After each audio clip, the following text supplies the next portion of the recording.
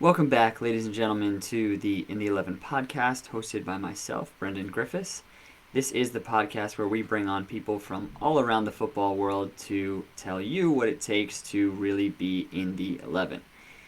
This week we have the first goalkeeper that we've ever had on the show, Sergio Hernandez in the 11 this week. He is a great friend of mine who I had the pleasure of playing with back in college at Chestnut Hill, and he is now over in Portugal playing in the lower leagues and trying to make a bit of a name for himself and make some noise and climb the European soccer ladder over there. So I can't wait to share his story with all of you and for you all to get to meet Serge. At the end of the show, I will remind you, don't go do it now because I want to make sure that you listen to Serge's episode.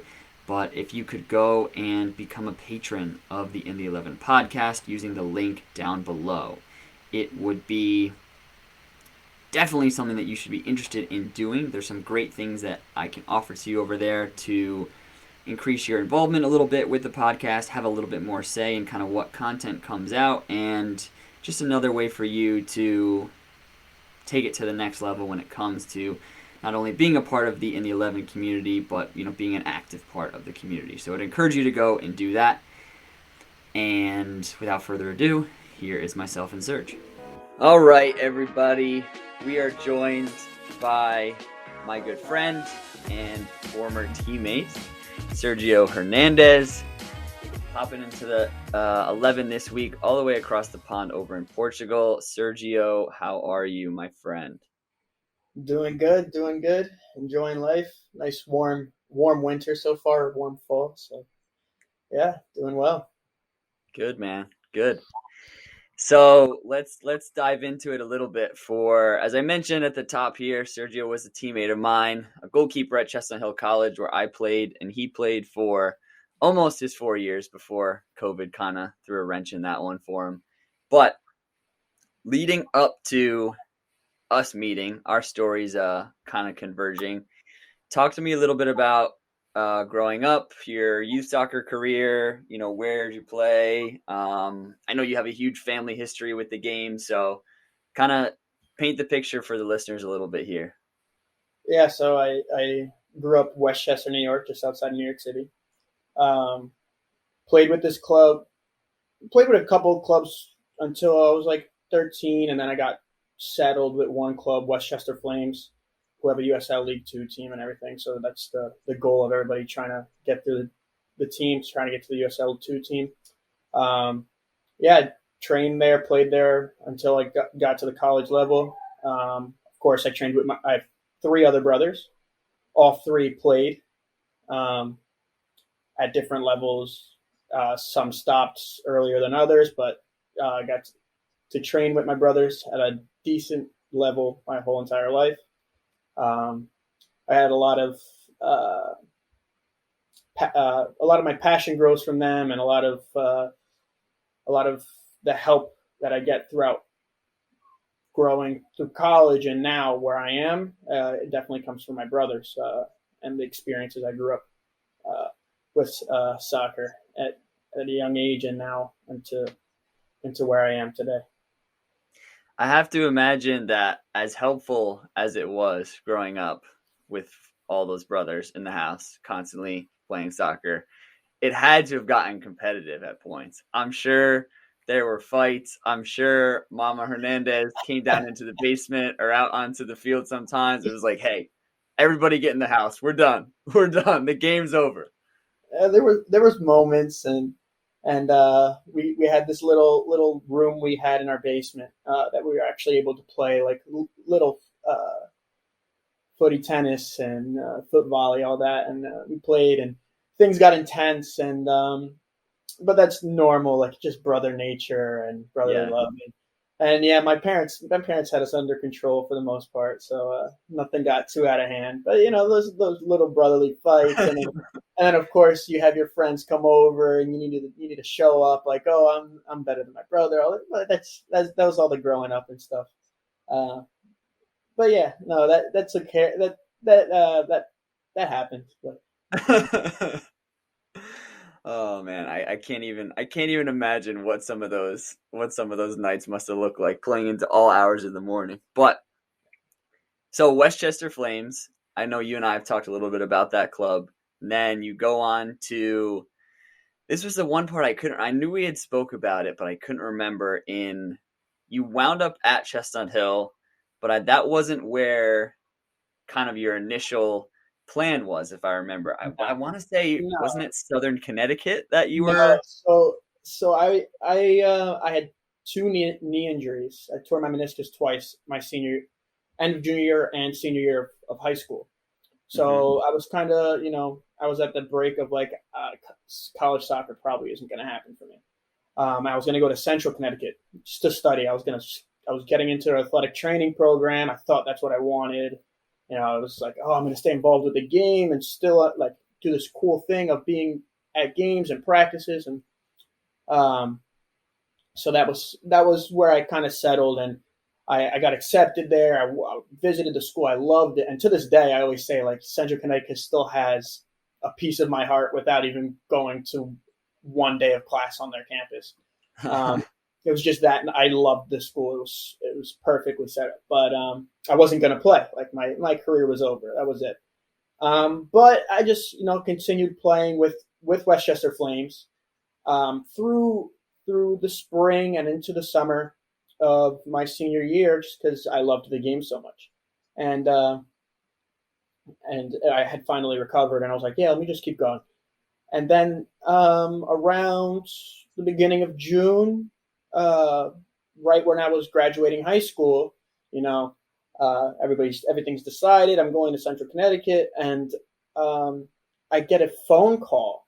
It was probably like a solid 2-3 weeks after high school graduation, um, from my then head coach of Westchester Flames. It was Coach Chris Weeks. He was the assistant coach at Manhattan College, Division One program in New York City, and he was just like, "Hey, Serge, there's this coach just took over a program in Philadelphia. It's a Division Two program, um, and he needs a goalkeeper. Um, I know you were kind of set on going to Central Connecticut, but I think you should really give it a look. Like I think you have a chance here, and you can make something out of this." So I was like, "All right, yeah, sure. Let me get his contact information." And that's when I first started talking to Coach Zach, who came. I'll always remember he got on a phone call, and his first time hearing his heavy accent of a mix Hmm. of being from Uganda with this time in South Africa and Scotland, where so it's such a unique accent. You're trying to picture what this dude could be like, and you can't really put it together. But I had a nice conversation with him, and he came out to either the next game or the game after that I was having. It was out in Long Island, and from Philadelphia to Long Island, it's not an easy trip. You catch traffic into the city, and he made the trip, and he was only able to catch the second half because he was stuck in traffic for hours. But I saw him, and he saw me at that game for the first time, and that's where it kind of just clicked. And he was like, "Come visit the campus and everything," and that was it. From that moment on, I went to campus. I saw Chestnut Hill, gorgeous campus, loved it. It was obviously me and but small school. Hmm. But when you go to the campus, you just see, especially with the time I visited, it was probably late July, early or mid July, and it was it's still like everything was just super flush with the flowers. They take good care of all that stuff. And I visited the field. I visited the grass field, which the grass field was looking perfect. I mean, it was Yeah. looking perfect. It's hard to understand after being there when you go through preseason stuff. I mean, the grass field looked perfect down there. And I met Joe Cass that day, who was the captain my freshman year, your senior year, one of your Hmm. senior teammates. And yeah, it just clicked, and I knew I wanted to keep playing. I just loved the game too much, and that it went from there. Just 1 week to the next, I switched schools. I mean, I think I was 5 days to a full week away from putting down a down payment of like my first down payment for Central Connecticut. I already had my Hmm. roommates. We had our rooms. We had everything. I was ready to go, and just like that, I Wow. switched. Yeah, so it was a And the rest full is history, as switch. they The rest say. is history, man. The rest is history. You can Wow. almost say with that phone call with my coach Weeks from Westchester Flames, and then talking to Coach Zach, flipped me to eventually how I'm here today, because I probably would have stopped playing. Yeah, man. I think it's one of the most interesting exercises to do because I had a similar situation. I mean, for those who've listened to my podcast before, kind of know this, but I mean, I guess it was similar in a way, but also different that I went to a Division 3 school right out of high school. I got recruited by a Division 3 school in Massachusetts, and was told all the right things by the coach. Come in here, make sure you're fit. I like you. I've talked to your coach. I've watched you play. Blah blah blah blah blah. Show up, and there's like 45 dudes there, and he's like, "So this is a tryout, and I'm picking my best 25 or 27." And lo and behold, I was not in that group. And 3 days into me picking the school that I thought I was gonna play for 4 years at, now I'm not playing soccer anymore, and that wasn't really something that I knew was gonna go down. So then I waited that whole year. I wasn't playing. I was just working out and playing intramurals here and there, but I was like, oh man, I just missed the game too much, and I want to get back to playing. So then I went to junior college and found my way again. But like you said, it's interesting to do that kind of thought process of, if I had stayed on that course, I wouldn't be here. And like you said, if you had went to Central Connecticut, you probably would not be sitting in Portugal right now having this phone call with me. So it's funny to kind of do that and think about, man, what if I had stayed on that path, and where would I be today? Yeah, it's crazy. It is crazy, but that's life, man. It is. Every It little is. detail matters. So take me back a little bit to the the knee injuries, because I think it's something that a lot of players go through, and I think there's so many different ways to try and handle something as big as a knee injury. It's um you know some players experience it and they're like, okay, this is the end of my career. Some players just go into it and go with a fierce mentality of, this is just a setback and I'm going to come back even stronger. And some players are kind of in between. They can't figure out, how am I going to recover from this? How am I going to get back to the same level? Because it's a huge amount of time that you're going to be out for too. So especially you dealing with it twice. Talk to me about those emotions when you're getting injured and when you're thinking, how am I going to keep playing soccer? Yeah, so the first time I injured my knee, I was on this little bus tour. What we called it. It was a tour to visit schools, and after visiting the schools, you went and trained, and to get to get exposure and seen by the coaches. At the end of my junior year of high school, right at that time, the perfect time to try and get recruited for college. And all this is happening. We're going around and trying to get seen by schools and everything, and my knee stretching. It's actually a weird story. I was stretching, and all of a sudden, my knee gets locked at like a 90-degree angle, just stops. I can't straighten it. And at this point, I'm freaking out. Don't know what's happening. Knee is just stuck in this position. Go to the doctor. It's called a bucket handle tear in your meniscus.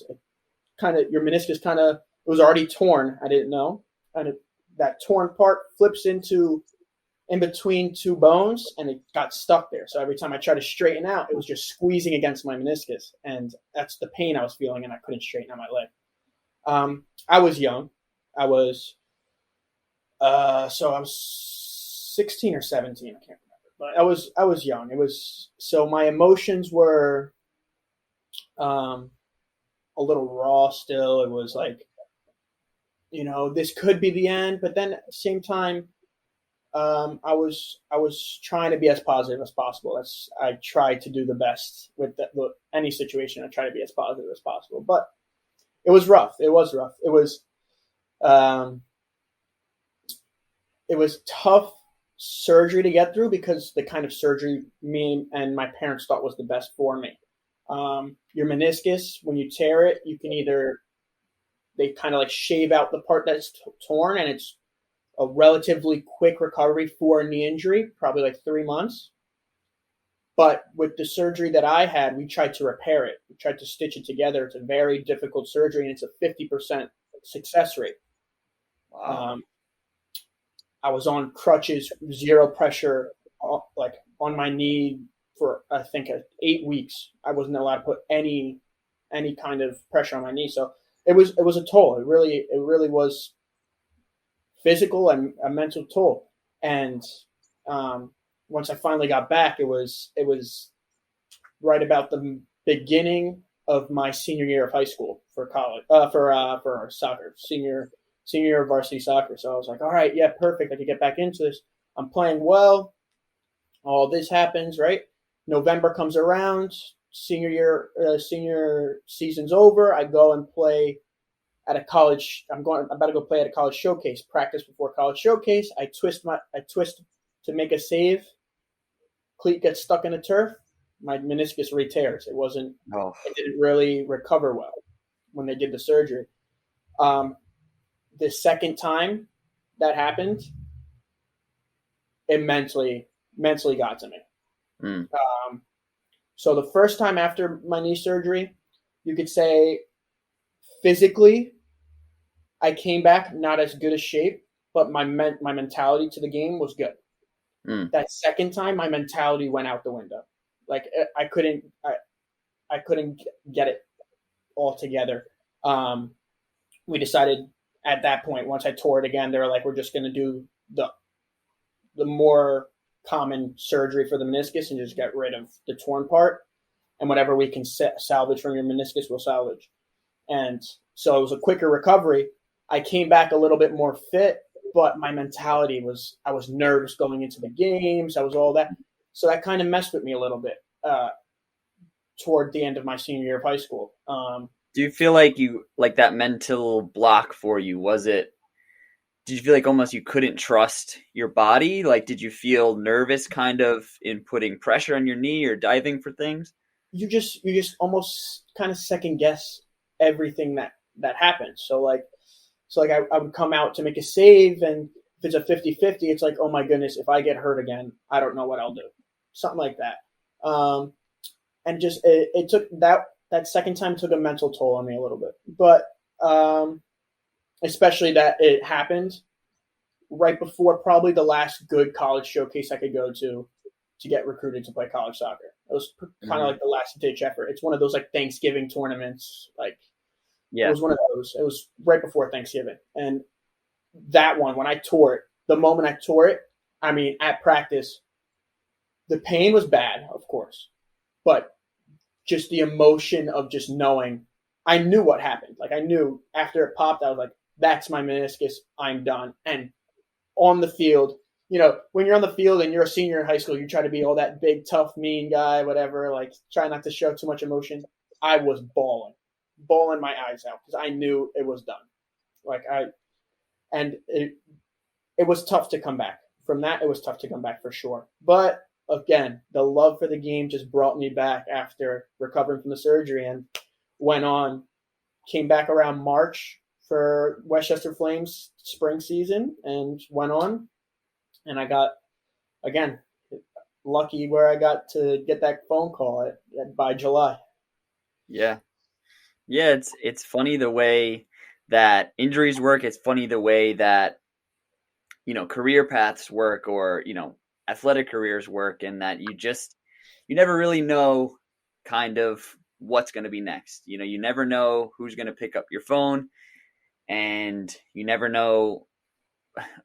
Like you said, you wouldn't have predicted you sitting where you are now. You wouldn't have predicted being in Philadelphia the way that it worked out, especially with the injuries that you had. But for some reason, things fall into place the way that they do. And sometimes we can, try and plan and think when you had that second injury, this is the end of my career. But lo and behold, maybe somebody upstairs had a bigger plan for you laid out. And that's kind of the way that now your soccer career has progressed. And I think I wanted to ask you about something that, we spoke about the mentality of dealing with an injury, but I think even more so there's a different sort of mentality or a different a different perspective that a goalkeeper has to have when it comes to playing the game of football, you know? Can you speak at all to what you've experienced as a goalkeeper and how maybe it's a little bit more challenging mentally than just being a field player, you know? What do you do mental training? Are there things that you've learned along your career that you try and implement into your game from a mental side when it comes to goalkeeping? Yeah, so it's tough. Obviously, when you coming here too with the people I've been working with, trying to get to teams and trials and stuff.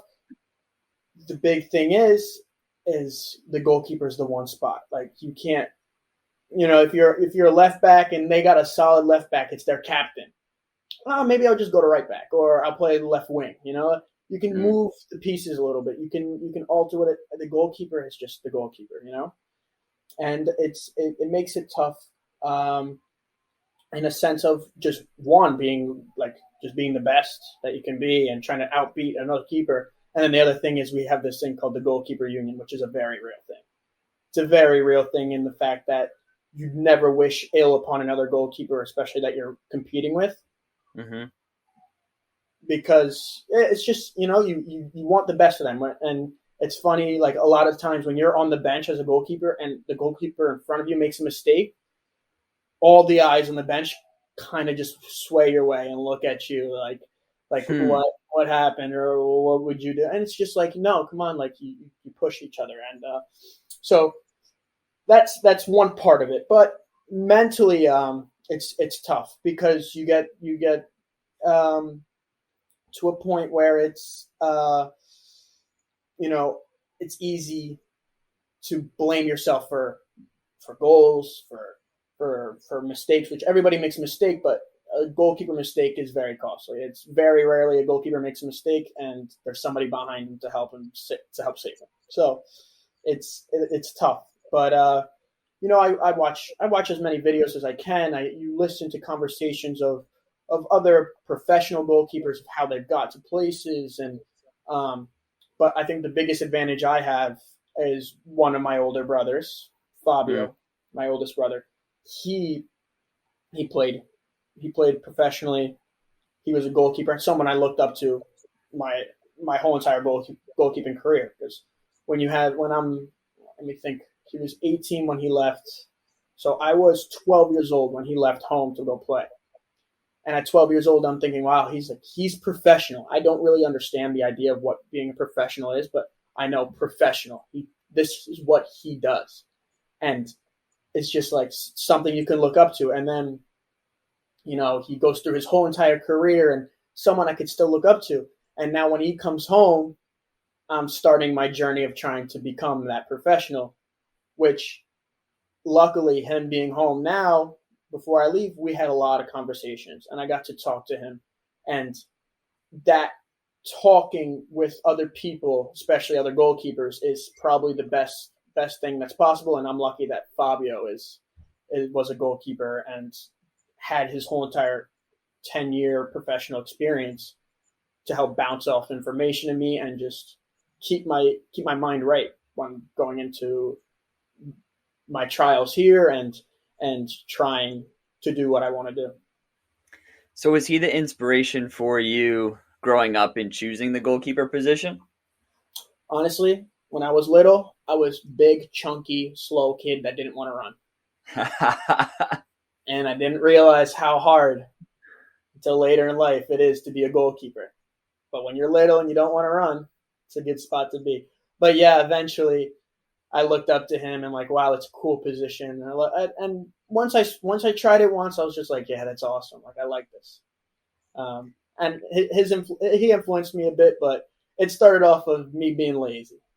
My favorite thing about, I can't remember if it was with you or if it was probably with Frank. Maybe it was the two of you. And especially Joe Cass always used to like to pick on Frank. And it was one session where we were doing something, I don't know, tough, or maybe it was like not that tough. And you guys came over and you were sweating, like you were drenched in sweat. I think you had a session with Zach or somebody. Um, and everyone was like, dude, it's just goalkeeper training. Like you're just rolling around, you're catching balls. Like you don't even have to move more than a couple yards. And I can't remember if it was you or Frank. Just was like, dude, you don't understand, man. It is so hard. It is so much more physically taxing than you think it is. And it's true. Like I've never actually put myself through a goalkeeper session, but I've coached like a handful of goalkeeping sessions, and it is it is tough. It is not. It is a physical workout, the same that doing fitness is, or the same that running is.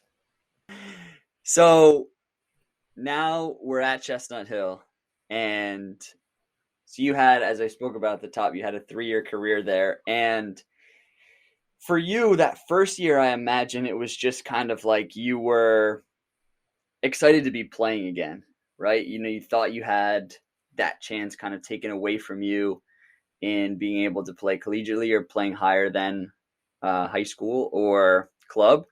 So once you have that first year where you're just happy to be part of the team again and happy to be training and all that stuff, what's kind of then your mindset going into year 2 and year 3? Because as we said, as a goalkeeper, there's only one.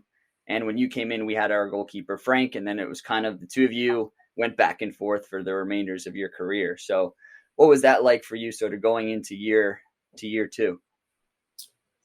Yeah, so after my freshman year, went back to the same club, Westchester Flames, for the summer. Just did my training and tried to focus on what I could do to get myself better, be faster. But I honestly didn't do anything too crazy. Just kind of did what I had to do. Mentality was like, I think I could get there. I think I could get some good minutes this year. Um, and then I want to say, yeah, sophomore year, right before the season started, Frank had a really bad injury. Mm. His lung collapsed. Like he was very, very bad. So a couple of weeks before the season starts, I get the phone call from Zach, like, hey, like Frank is going to be out for a while. Like he got, and I mean, a lung collapse is not no easy thing. That's no easy thing to get recovered from. Um, so he let me know, like, hey, you got to make sure you're in the right space. You're the right, and I felt good, and coming into the season was I felt right. We also had one of the lacrosse players from the school, Mike Haas, who ended up joining us for the season, and he played soccer his whole entire high school career and played club and everything.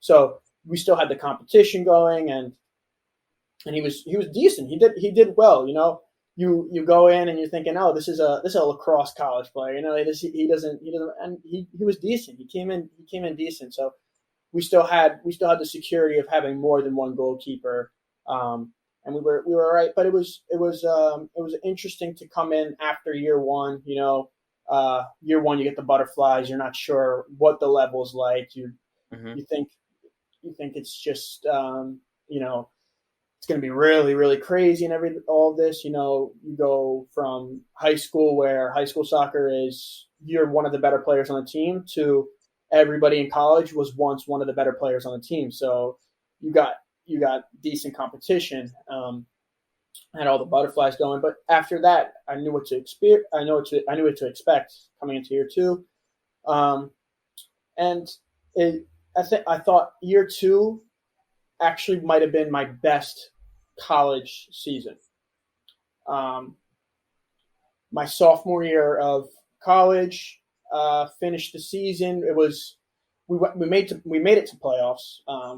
Lost to Wilmington in the playoffs, at which I actually played that game. Throughout that season, Frank actually came back and had another injury through the season, so he was in and out of the season. Um, then came along junior year, and I had enjoyed college too much sophomore year. Second half of sophomore year, And I let go of myself a little bit. I'm not gonna lie. I came back very out of shape junior year. And when that happened, um, Frank was there still, and he came back recovered well. But we were still bouncing back and forth a little bit. And we had brought in another goalkeeper, Rob, who was in and out of the mix as well. But yeah, for sure, sophomore year was my best year. And then after my junior season, I was like, let me get straight, right? Like this isn't who I am. And I just started working out and going hard, and finally got back into the shape I needed to be. And then our friend COVID hit, and that's the story. That's it. Yeah, I when doing my research, I saw you started 13 games 2018 and then down to 3 in 2019. So, I think, as we mentioned before, some may look at that and see that that's just a regression. Played more games than didn't, and obviously there's so much more to it as a goalkeeper than another field player that can play any position. But as you said, the goalkeeper union is something that unites all the goalkeepers. You never want to ish will. You never are looking for them to slip up so that you can get your opportunity. But I have to imagine junior year that's tough when you're in that position sophomore year and you're playing and your team goes on to the playoffs, and then junior year now it's a little bit of a backseat. Yeah, and I think it was more of a reminder to me, you can't get comfortable. You can't just win a spot and think, all right, that's it. Like, you've made it. You're good. You're the starter now. No, because somebody's going to be there to work harder than you. There's always going to be someone to take that spot from you, especially at the goalkeeper's position. And I think that's a lesson I've learned. I learned really well that junior year of college, and I carry it with me to this day, that there's always going to be somebody else there. Somebody is going to be working harder than you, no matter if you're up at 5 a.m., someone's there 4 a.m. working hard or trying to get better. And that's what happened. I just got comfortable, and you cannot get comfortable. That's for sure. Yeah. Yeah, it's the perfect advice for any player, a goalkeeper or not, that there's just, I think it's the one thing that you can see at the college level especially, but at all levels, the pro level and beyond, is there is always someone who kind of wants your spot. There's always somebody waiting in the wings for, not necessarily for you in particular to slip up, but if you do, there's somebody that wants to come and snatch that position right out of you because somebody wants to be where you're at. So it is the perfect advice for anyone to understand that there is somebody out there who's working just as hard as you, if not harder. And what I think is so frustrating about your story is that senior year, after you had the junior season that woke you up a little bit and shook you, that senior year was probably when you were primed and ready to kick off in a major way. And yeah, as you said, our friend COVID put a damper in that. Yeah, I mean, so after junior year ended, I started training hard. I mean, I was really focused on just being in the best shape of my life, being that guy. And on top of that, after junior year season ended, you have your exit meetings. And at my exit meeting, Coach Zach asked me, Sergio, he said, I want you to be my captain for the season coming up. And he said, make sure you think about it, right? Talk to former players, former captains, and see what you think. If you can handle it, there's going to be a lot of situations that, you're not going to be everybody's friend during the season. People aren't going to like the decisions you're going to want to make. And it's a lot more than just wearing the armband during the game. And I took that very, very personally, right? Because it's a very prideful moment for someone to say, like, hey, I want you to lead this team. So with that, and then accepting the the offer of captain. I was like, I can't be the one that's lazy. I can't be the one that's not fit. I have to be right. When we do fitness tests, I can't be last. I can't even be middle of the pack. I have to be upper pack because I need to set the standard. So I accepted it, but with that acceptance, I just decided like it's time for me to work and make sure like we're going in the right direction.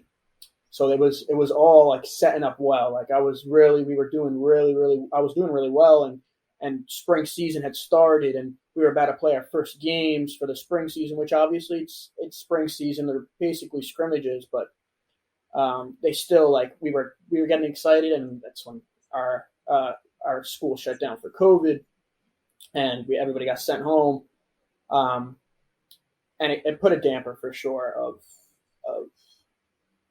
the direction of how I thought my college career would end, but it was definitely that moment was very very big for what my soccer future would hold. I think it was a very important part of my soccer career. I think the only solace that a lot of soccer players or a lot of student athletes can take in having that senior season taken away by COVID is the fact that they're not alone in it, that there's so many other student athletes who experience the same thing that you had to go through. And, some chose to come back and, do a fifth year, and some chose to move on because that was just what was best for them in terms of timing. And what would I guess you say to a student athlete who had that happen to them, had that moment that they had worked for all their lives really for that big senior year? What would you kind of say to them to, maybe if it's advice, if they're still struggling with the fact that that was ripped away from them, or, how would you kind of put that into words, what you were going through? That's a tough question to answer. I think, for that player, it's decide whether, football or soccer is it's how much does that sport mean to you, but at the same time, find a way to make peace with it. Find a way to make peace with it being taken away so suddenly. And I mean, for my example, my finding a way peace of it being taken away so suddenly is I can't stop. I can't stop now. I think if I had that closure of, it was your final season and you did so well, everything was good, I don't know if I would have kept going after, So for me, it's you need to find a way to make peace with it, whether it's you go on to continue to play at an amateur level, or whatever amateur level that is, how high it is, to USL League Two, to I don't know, or you continue coaching, or if you find peace with, hey, like that was it, like my career was good and college is over, But I think it's important to take the time to find peace with a situation so hard like that, and knowing that you aren't the only one going through that. Like you said, there is so many student athletes that had just been destroyed from this situation. So I think that's the big message, is just find a way to make peace with something like that being ripped away from you. Yeah, because as we both said, that you're not alone in it, and the unfortunate reality is it's not something that we can control. We couldn't have controlled, a pandemic hitting the world the way that it did. If a student athlete had gone into their senior season, they know they didn't prepare the best, then okay, that's one thing. But no one could have prepared for what ensued. But obviously, having you on the podcast, for those who are listening out there, know that Serge is my guy. And the reason why Serge is my guy, well, there's a lot of reasons why Serge is my guy, but he was someone I took under my wing a little bit while I was in school, and I loved having him on the team. He was a great part of the team. And the reason why I love your story and why I wanted not just to have you on the podcast, just to chat, but also to talk about there. I feel like there was a moment shift kind of with you. I remember having a conversation. I don't remember what year it was for you. Probably your sophomore year, where because you majored in exercise science, I believe, right? Yeah. So, and we had a conversation. You're like, yeah, I think I want to go into the physical education route, go back to my hometown. I want to be a PE teacher. I want to coach soccer, all that stuff. And me being your friend, I'm like, yeah. And, me loving you, I'm like, yeah, that's awesome, man. But part of me was like, I feel like, oh, there's something missing about that. Like he's would be a fantastic PE teacher and a coach. You still might go on to do that one day. But I was like, I know that there's a little something inside. There's a little fire burning within him. And then one day, I think it was closer then to your going into your senior year, when then COVID happened, and you were like, oh yeah, I'm trying to play. Talking to teams over in Portugal. I'm doing this, I'm doing that. I'm talking to my brother a little bit. I was like, yes, this is what I thought was underneath there. This was the fire that I was talking about from Serge. So maybe, we can just chalk it up to COVID taking away that senior season for you is what ignited that. Is that what you would say? Or was there also kind of maybe a little bit of, even if I had played that senior season, I may still be sitting over here in Portugal doing this interview? So I think there's a big mix of a bunch of different things that helped me get to here. But I think and I say it sometimes, and it's kind of a bad way to say it. Never want a pandemic ever to happen again. But COVID almost saved my my soccer career, in a weird way. I will remember the moment till the day I die that I was like the light just switched. It was me and my younger brother, Alessio, who he plays at Iona College now, and we had both come home because of the pandemic, and it was probably April, and we were both in New York, where like lockdown was serious. Like we weren't leaving, we weren't going anywhere. We both went to a field. It's probably April or May. We went to a grass field close to our house, which we knew nobody would be at. And we just wanted to, do a light training, ping some balls around. When I tell you I couldn't hit a 10-yard pass, I couldn't hit a 10-yard pass. Like I tried to play him a ball, and it was like 5 yards to his right, 5 yards to his left, over his head, and I just broke down. I was like, what's going on? Like I can't believe this is happening right now. Like I can't kick a ball. And it was just, I tears in my eyes, yelling at my brother, like, why is this happening? Like breaking down, like full on breakdown. I was like, Alessio, this is my senior year being taken away from me. Like I'm never going to play soccer again. Like this is it. And I'm probably not going to happen. It's probably not going to happen. And I can't even kick a ball anymore. Like everything was going against me. And he just looked at me and he was like, why not? Like, so yeah, this is tough right now, but like, why can't you play? Like, and I was like, dude, it's just, everything isn't happening right now. It's tough. And he was just like, just why not? Like, that's what you want to do. And I was like, yeah, like you're right. And it's weird, your younger brother giving you this advice, like you probably should give the advice to him. I was like, well, just why not? And I was like, you're right. Like, I just need to work hard and everything like that. And just day by day, we just trained more, and I went on runs just because we were bored at that point during COVID. But we just went on runs, and and it just kind of clicked then. Like everything became very clear. Like all that phys ed and wanting to be a soccer coach while being phys ed and all this was just like, everybody knows me back home. It's just like, the safe, comfortable guy, went to school, was going to come home, start his 9 to 5 job, have a family, white picket fence, all that.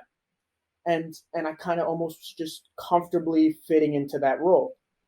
But I knew, like, I always knew in the back of my head, like, what I truly wanted. And that day where I couldn't kick a ball, and just having that conversation and breaking down at the field was the day, like, it just clicked, like everything clicked, and I decided to work, and that's how it all unfolded. So yeah, there's a bunch of different things, but COVID was a very big part of me wanting to continue. I wonder how many amazing ideas or inventions or projects have all just started with the question of why not? Because sometimes it's just the perfect way to encapsulate, a feeling or an idea. Like, why not? Give it a go. What the hell? What's the worst that could happen? You know what I mean? And I think your brother saying that to you at that time was the perfect thing that you needed to hear, because you started to think about it. You're like, huh, can't really come up with a good reason of why not. He's got a point there. So then you kind of had the option of, for those who lost that senior season to COVID, you could have came back for the following fall. What made your decision to be like, all right, I did lose my college season, but I'm still supposed to graduate, and I don't necessarily want to come back to school again? Yeah, one was I finished my studies. Like, I was done, and to be at Chestnut Hill again, I would almost need to, like, find a random grad program that I was never going to use and try and just get those credits and to play one more season. It just didn't make sense to me. And then financially too, like, that's just, it could become a lot. So it just didn't make sense to me. And then also in the back of my mind is, hey, if I really want to kickstart this career, in America, it's normal that you go to college and then you start a professional career at 23, 24 years old. I'm already like 6 years, 7 years behind everybody in Europe. Like, these guys start at 16, 17, 18 years old to start this professional career. So I knew I studied what I wanted to study. I have that still in that I can use, and I didn't waste time in a graduate program that I probably didn't even want to be in.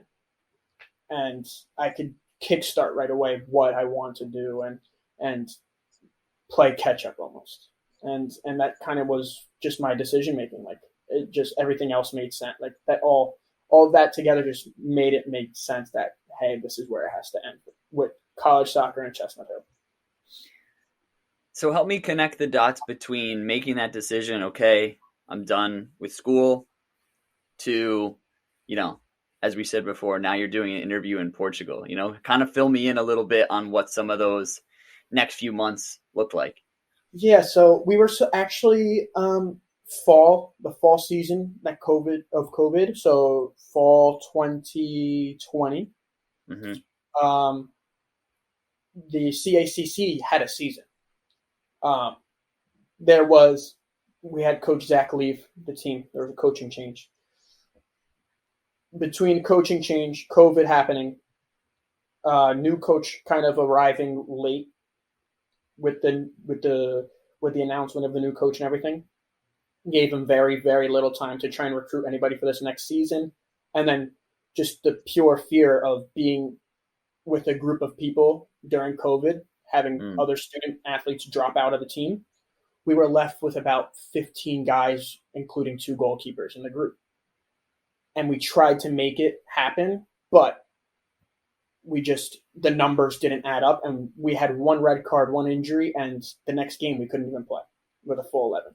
So they had to cancel our season. I was actually preparing for the season with this new coach and everything. We were talking, and we had a meeting probably like a week before we were supposed to start our preseason with the athletic director, Jesse.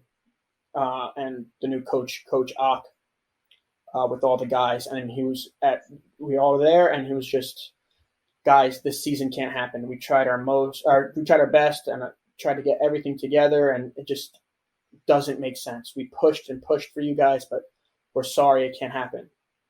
And that's when everything kind of I kind of sank there. Like I had a little moment of like, oh, this college season might happen. I might actually have a senior year, and then that announcement happened, and everything just kind of just like landed on me. Like, oh my goodness, like that's it. And I just for a moment thought for a while, and was like, what's gonna happen? And everything. And then I spent a little time coaching with PA Rush, and during coaching, I just kept training, and I was talking to some people. I talked to my brother. He played in Costa Rica for a little bit, and we were seeing if I could get to Costa Rica. One guy was talking about maybe Guatemala, but that was a very, very iffy connection there. I didn't know how well that was going to go out. And then Coach Zach, lo and behold, comes back to try and save my career again. And we always talk. Me and Coach Zach have a very good relationship.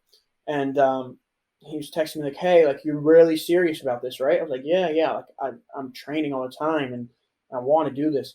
And he was like, hey, I know this guy, very good friends with him, Calu dos Santos. And he has this program where he sends people to Portugal with the hopes of getting them into professional contracts and everything like that. And he gave a brief explanation of what it was. I was like, put me in contact. I'm 100% about it. Let's do it. Started talking to Kalu, and that was it. So leading up to this moment of getting here, I was finishing up working with PA Rush. At the same time, every morning I was training with Coach Zach again, which is kind of like a weird way to finish the circle up, even though he wasn't supposed to end my college career because he had left the school. He somehow still ended up finishing my college career because I ended up training with him every single morning. It was like 6 a.m. every morning, me and Coach Zach, because he had work, I had class. So we'd be at the field 6 a.m., be done by 7:15, 7:30. I'd run home, shower, get on class. It was all Zoom online, so that's how I was able to work. And I was at class at 8 a.m. And we trained every day. May came around. I came home to New York, trained with my older brother Fabio, who, again, helping me out like crazy. Trained with him nearly every day with a good group of guys of college and soon-to-be professionals, and built up to the moment of it's mid-July and I'm leaving to Portugal with this connection with Kalu. Wow. Yeah. Wow. And so when you land in Portugal, you trialed with a few teams, correct? When you first got there, you started training a little bit. I know you mentioned with Kalu and some of the guys who were over there, and then you started going on trial pretty much right away, right? Yeah. So what ended up happening was there's a group of Americans there's a group that Kalu's connected to, another group from Texas that has a connection with these same guys. They're Ruben and Pedro, the two guys that work here.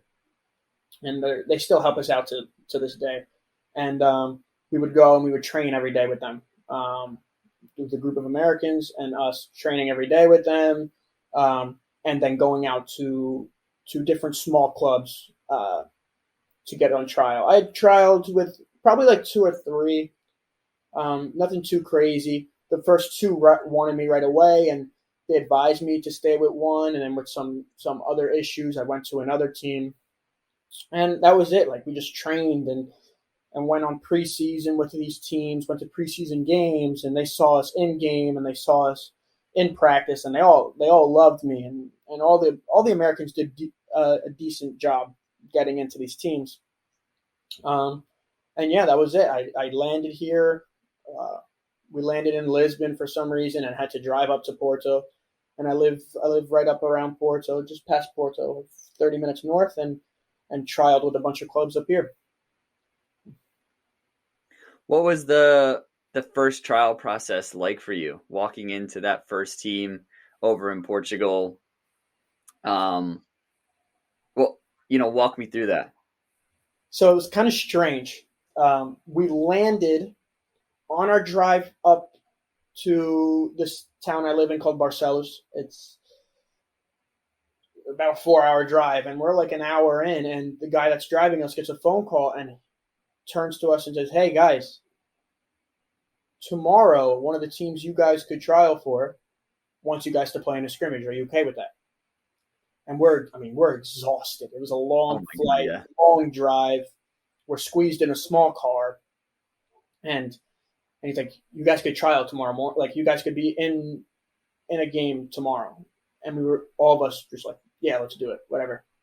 So like, we just hop into a scrimmage with these guys who we don't know, and we hard time having conversations with them because we're all new to the country, and it went fairly well. But then when you go on these, the trials were just kind of in practice. You're just going practice, and you have a hard time at first understanding the language a little bit, but once you're playing, you're playing. Like the ball is round in every country, so Mm.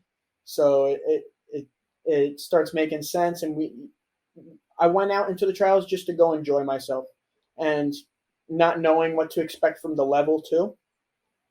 And I think one of the biggest things since being here is my confidence has grown because I realized like, hey, like I'm decent with these guys. Like I can play with these guys. I'm comfortable playing with these guys too. Like this is I can do this here. So it was definitely the first couple trials were cool to experience and help grow confidence. Yeah, it's one of the best feelings to go into a trial or training with a new team, and especially if it's at maybe a higher level or you don't know what the level is yet, to get in and be like, oh, okay, I fit here. I can either excel here, or this is where I'm at right now. I think it's one of the best feelings, especially for an American going overseas to Europe. We kind of don't have a concept of what all the levels are. I think for me as myself, I obviously I look at the Premier League and I'm like, all right, I can't go shoulder to shoulder with De Bruyne. You know what I mean? But at Yeah. the same time, I don't fully know. What is my level? Where would I fit into the pyramid of a Portugal, a Germany, Spain, something like that? So it's a cool experience to have that when you walk into a training. Yeah, and it's interesting, just like the different theories to soccer and the styles and it's cool to see just how different it is from just how we understand soccer in the U.S. It's a cool experience for sure. Besides your confidence growing, what else do you feel like you've learned in Portugal so far? Um, so again, the styles being different, it includes how goalkeepers train. Mm, Uh, a lot of the goalkeeper trainings at home and each goalkeeper coach has their own style, and every country has kind of their own style. And what I explained to the goalkeeper coach over here was, being in America, you have goalkeeper coaches from all over the world that do all a bunch of different things, which can be a good and a bad thing. You get to see everything, but then you don't have quite a style to pick from. You're kind of getting stuck in between techniques.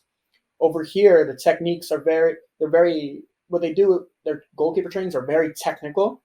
hmm They'll do short bursts of high intensity, but they give you that rest. Like in between sets, you're walking and you're catching your breath, and then you go high intensity rest, very technical movements, different ways of catching the ball, scoops, and everything super different. And I've had to, what I think I've learned is, if I'm going to try and make it here and play here, I got to make sure like I'm using their techniques. Like that's my mentality of it. Make sure I can perfect their techniques, because that's what the goalkeeper coaches are going to be looking for at a club that's bigger and wants to recruit me.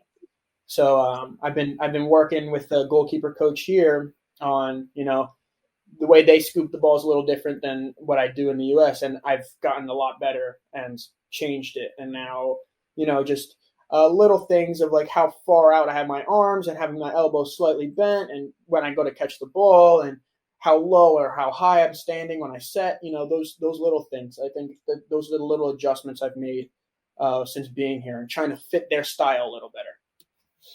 Yeah, you make such an interesting point that I think is really important to players that want to go and play overseas, that want to or play in a new market, that they have to adapt to that style. They have to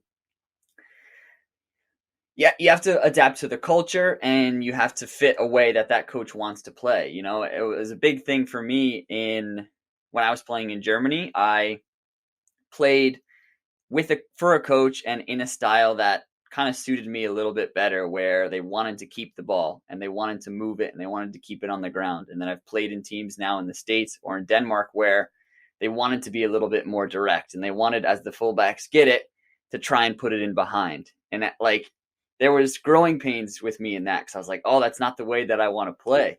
That's not necessarily the technique that I want to use. As you mentioned, at first when you're in Portugal, that might not be the technique that you want to use or are accustomed to. But it's so important for players to, yes, you want to bring your own style, your own flair to the game, but you can't go to Portugal and play like an American, because they're going to be like, dude, this ain't the way we do it around here. So you can either try and play with us or you can do your own thing, but you might not be on the team with us. Yeah, for sure. It was a interesting adjustment to make, and I think I've done it pretty fluidly, and I feel comfortable. I feel good at where I'm at with their techniques and their style. And with a little bit of time now being here, I think I've grown accustomed to how they want to do things. Good. Now, obviously, the last piece of that puzzle is getting that paperwork through so that we can actually put a real jersey on and suit up. What's going on in that department? Yeah, so again, with these smaller clubs, when we were first brought into the country, we work with smaller clubs, right? I'm technically still an amateur club at the end of the day.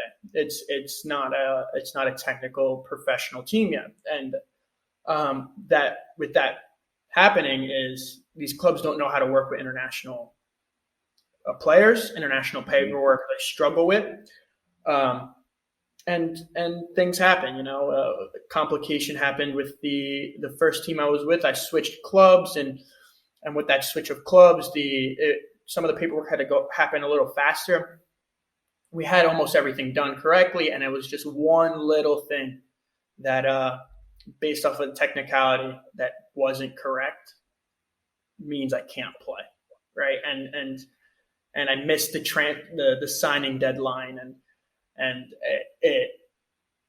it's a moment of making sure you can stay resilient and being focused, and it was frustrating for sure, but it happens, and that's part of football. That's part of soccer, the business of it that us as players have very little control over. Yeah, and it's word of advice to any player who goes to a new country, especially if you're playing, as you mentioned, with a lower level club, an amateur level club, semi-professional. Stay on top of the club for paperwork stuff. Constantly be checking. Do you have this? Do you need anything? How's it going? Where are we at in the process? Because some clubs are fantastic about it, and some are not so great about it, and some have no idea how to do it. So you have to stay on top of those things, and it's something that, I mentioned to you at the top, as players, we don't always know. Yeah. And just in the case of us right now is the time we came to Portugal, they have it's their time of vacation. So nobody's working.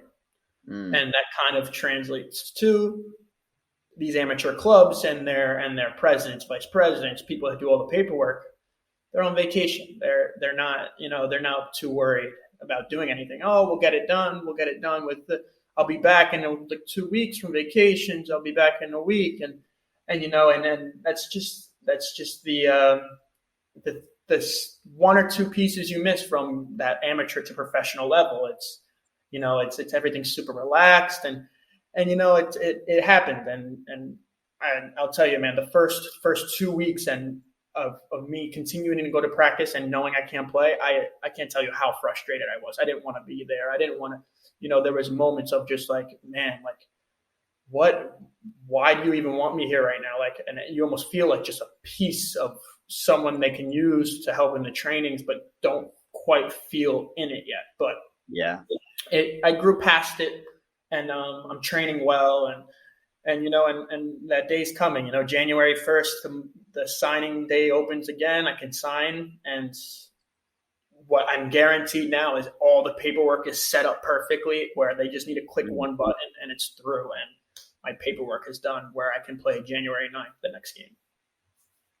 I think it's the hardest thing for players to, because when you went over to Portugal, you knew this wasn't going to be easy, right? Like, you always knew that. But then when you're actually in the moments where the adversity starts hitting and hard things start happening, it's always so hard to remember that moment where you were like, well, I knew it was going to be hard, I had the same thing when I was in Denmark, like I spoke to you about. I had the same paperwork issue. I couldn't play for the first few weeks. And these are the types of things that people try and prepare you for by saying it's not going to be easy, man. It's going to be tough.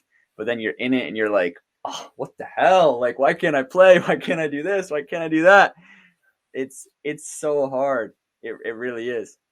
Yeah, and you think people say it's not going to be easy, and you're thinking, oh yeah, I know training's going to be hard. We're going to push ourselves. We're going to do a lot of workouts, and then that's the easy stuff there. That's what's easy. What's hard is the business part, and the negotiations that you have no control over, and then you need to be mentally tough of, you can't play, but you need to be professional and not do anything in training that doesn't make sense, or you start acting up in training and not performing it at the right level. And that's the tough part.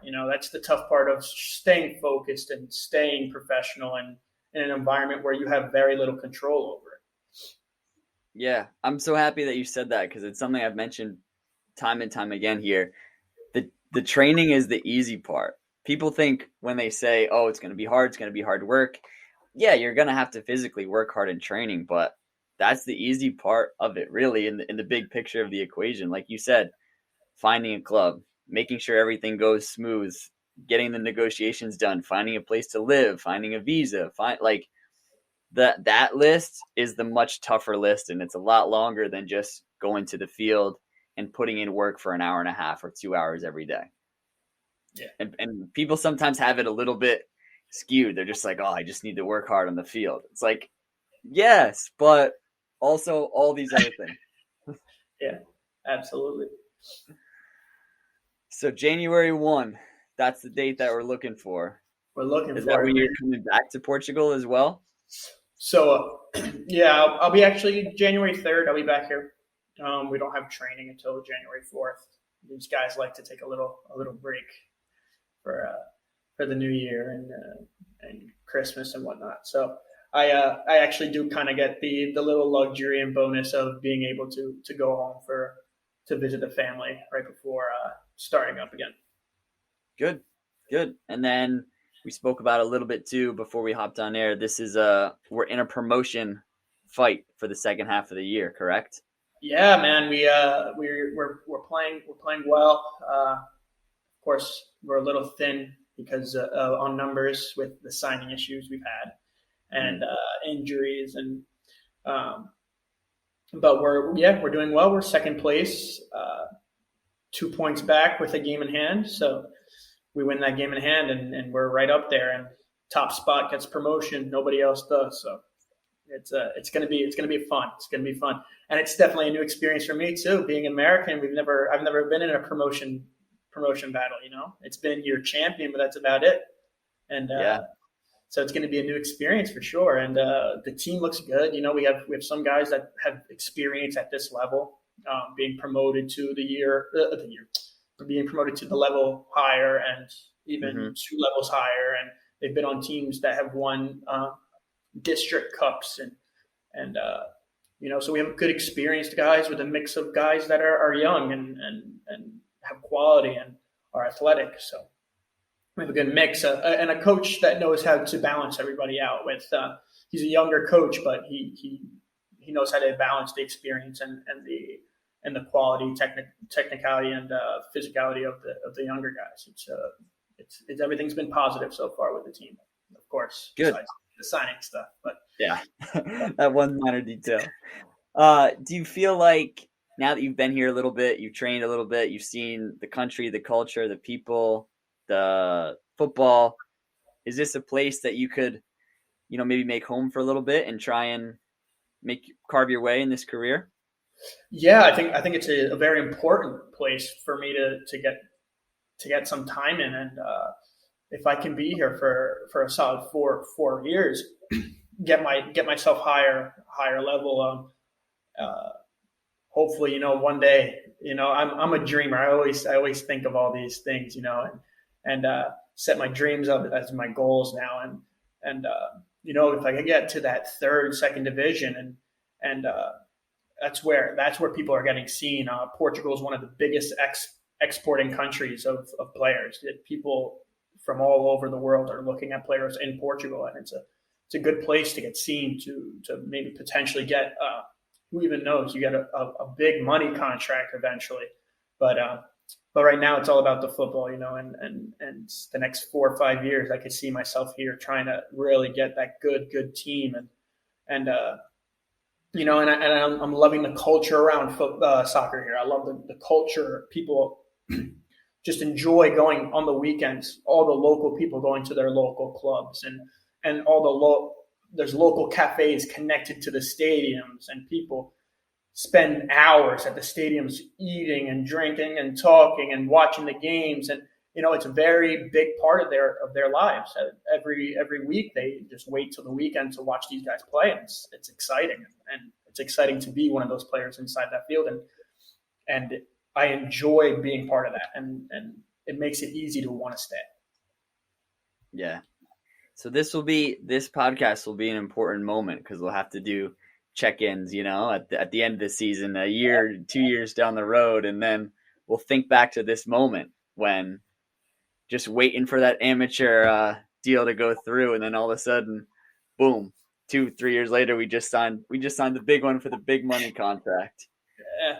So the money won't be here, that's for sure. But the experiences are big. Yeah. People here, it gets competitive here for that reason of getting the exposure to other countries. And with that competitiveness and everybody wanting to be in this market of the second, third division, the clubs find ways of not needing to pay players so much. So because it's just such if you don't want to sign with that money, they can sign somebody just as good or better with that money or less. So the money won't be here, but it's going to be a great experience for sure. And I've said, like, these next years, as important money is, that's not what this is about. It's about being the best player I can be and get to that next level of soccer as a player that I think and I know I can be. Mm. Have you started to, obviously you have other Americans with you that you mentioned that are on a similar goal to yours. Have you started to see some of those players from around the world flocking to this country to, try and do a similar thing to you, try and make a name for themselves and maybe move up in the leagues or move on to different markets?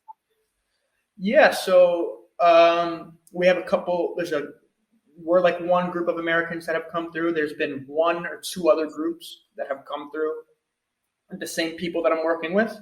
There's a guy in the second division right now with the guys that I work with. Started off at the same club that I started off with. Wow.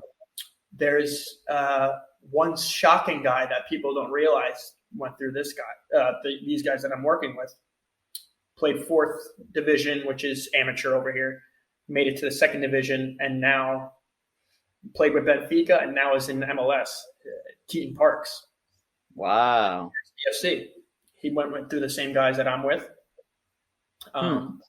So, there's that, and that connection, it's there, and it's possible. So with these guys, they're setting up themselves with a decent track record, and you're seeing like you could get the right Americans over here and the right guys with the right mentality, and people will get to that next level and get that good contract. And if you look at a guy like Keaton Parks right now, he's a vital part to New York City FC and who they are. And he was a big deal. He went to Benfica, which was a big deal for any American. Benfica is just a global club. They're massive. So you'll see it. It could happen there's a good talented guys. My roommate that I live with, he's a good guy. And what's funny is he's the striker on my team, and I'm the goalkeeper. So, but yeah, man, it's all been good. Yeah, because Americans are kind of like the hot new toy in the football market right now. Everybody wants to get themselves an American. Yeah, the talent's there, man. We have the talent in our country. But I tried to explain that to these guys here, and it's a little hard with the language barrier. I mean, there's again, I said to you off air that the English. A lot of people do speak English here, but trying to explain just the American game and the reasons why Americans, in my opinion, have struggled up to this point, or and understanding just the mentality of the game in America compared to here, and it's tough for them to understand. But there's the talent is there in the U.S. for sure. 100%. Well, man, this has been fun, Serge. I'm happy to have you on here and share a little bit of your story, and we will be looking forward to that January 1 day. Man. We can see you playing a little bit. Counting down the minute, man. Counting down to the minute. But it's always good to talk to you. And like I said earlier, good to see you face to face, even though it's on camera. I haven't seen you in a while. We've talked and phone calls, text, and everything, but seeing your face again, good, pretty boy over here to see. Yeah, man. I think we were saying it's probably been since February, maybe 2020, something like that. I don't even know. Yeah. Maybe before that. It's been a while. It's been a while, but it is very good to see you. Thanks for being in the 11 today. Everyone who listened, I hope that you gained a little bit of value off of this today. A player who is trying to do what a lot of those that are listening out there have aspirations of, go into a new market and trying to do something a little bit outside the box. But we always appreciate those that step in with us for a week and share their stories and share their journeys. So, Serge, thanks again, my friend. Thank you, man. Appreciate it. Thank you so much to Sergio for being on the episode this week. It was great to catch up with him. Great to hear his story and share it with all of you. As many of you, I imagine, are trying to do something very similar to him, trying his trade over in Portugal or a place similar to it, and trying to work your way up that football ladder. I said it at the top, and I would greatly appreciate if right now would be that perfect time for you to go and click the link down below to become a patron of the show. There's some great stuff there for you to check out, and it helps the show grow tremendously. So I would greatly appreciate it, and it would allow you to be a little bit more involved and kind of have a say in what some of the upcoming content could be. So I would greatly appreciate if you could go and check that out. And besides that, I will catch all you guys on the next one. Peace.